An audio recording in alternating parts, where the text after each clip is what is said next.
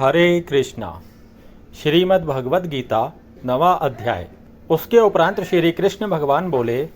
हे अर्जुन, तुझ दोष दृष्टि रहित भक्त के लिए इस परम गोपनीय ज्ञान को रहस्य के सहित कहूँगा कि जिसको जानकर तू दुख रूप संसार से मुक्त हो जाएगा। यह ज्ञान सब विद्याओं का राजा तथा सब गोपनीयों का भी राजा एवं अति पवित्र उत्तम प्रत्यक्ष फल वाला और धर्म युक्त है, साधन करने को बड़ा सुगम और अविनाशी है। हे परम तप,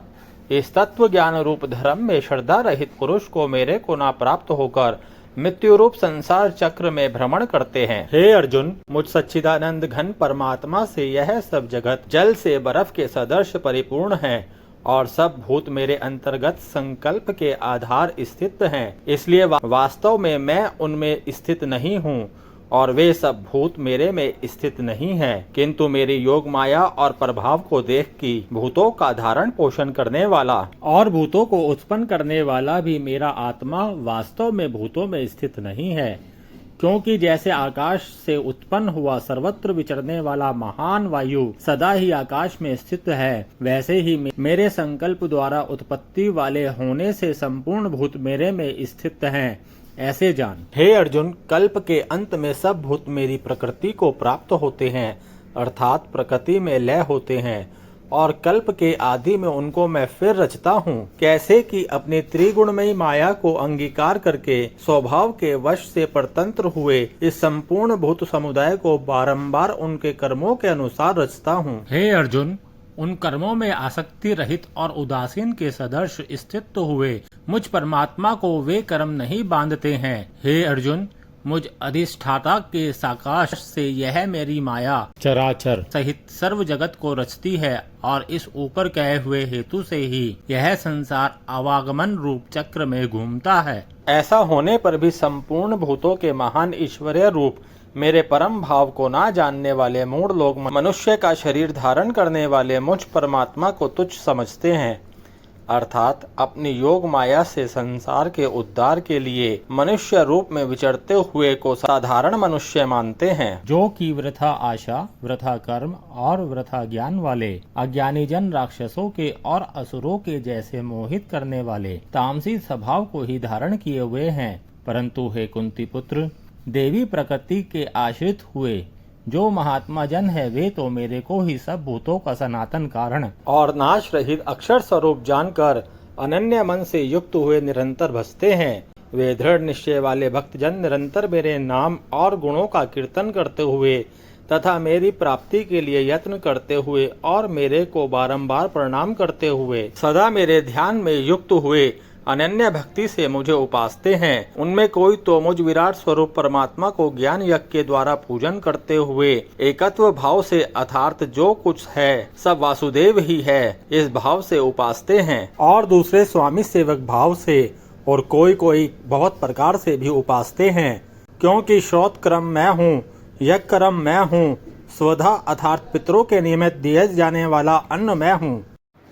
औषधि अर्थात सब वनस्पतियाँ मैं हूँ, एवं मंत्र मैं हूँ, घृत मैं हूँ, अग्नि मैं हूँ और हवन रूप क्रिया भी मैं ही हूँ। हे अर्जुन, मैं ही इस संपूर्ण जगत का धाता अर्थात धारण पोषण करने वाला एवं कर्मों के फल को देने वाला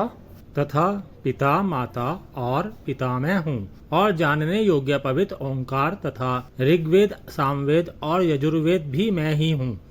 हे अर्जुन, प्राप्त होने योग्य तथा भरण पोषण करने वाला, सबका स्वामी, शुभाशुभ का देखने वाला, सबका वास स्थान और शरण लेने योग्य तथा प्रति उपकार ना चाहकर हित करने वाला, और उत्पत्ति प्रलय रूप तथा सबका आधार निधान और अविनाशी कारण भी मैं ही हूँ। मैं ही सूर्य रूप हुआ तपता हूँ तथा वर्षा को आकर्षण करता हूँ और वर्षाता हूँ। और हे अर्जुन,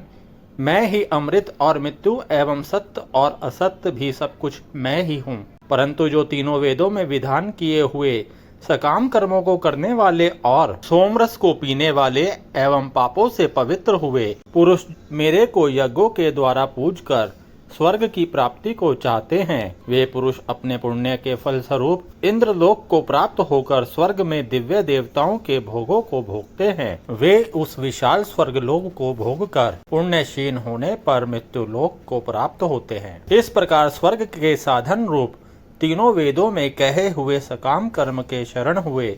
और भोगों की कामना वाले पुरुष बारंबार जाने आने को प्राप्त होते हैं, अर्थात पुण्य के प्रभाव से स्वर्ग में जाते हैं और पुण्य क्षीण होने से मृत्युलोक में आते हैं। जो अनन्य भाव से मेरे में स्थित हुए भक्तजन मुझ परमेश्वर को निरंतर चिंतन करते हुए निष्काम भाव से भजते हैं, उन नित्य एक ही भाव से मेरे में स्थिति वाले पुरुषों का योग से मैं स्वयं प्राप्त कर देता हूँ। हे अर्जुन, यद्यपि श्रद्धा से युक्त हुए जो सकामी भक्त दूसरे देवताओं को पूजते हैं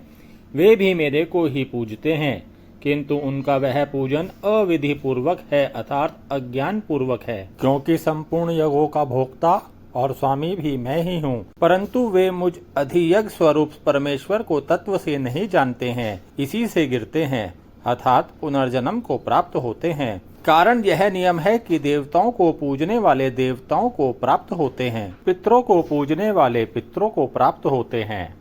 भूतों को पूजने वाले भूतों को प्राप्त होते हैं और मेरे भक्त मेरे को ही प्राप्त होते हैं।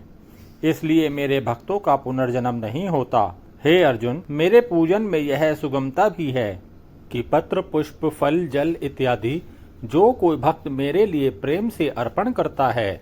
उस शुद्ध बुद्धि निष्काम प्रेमी भक्त का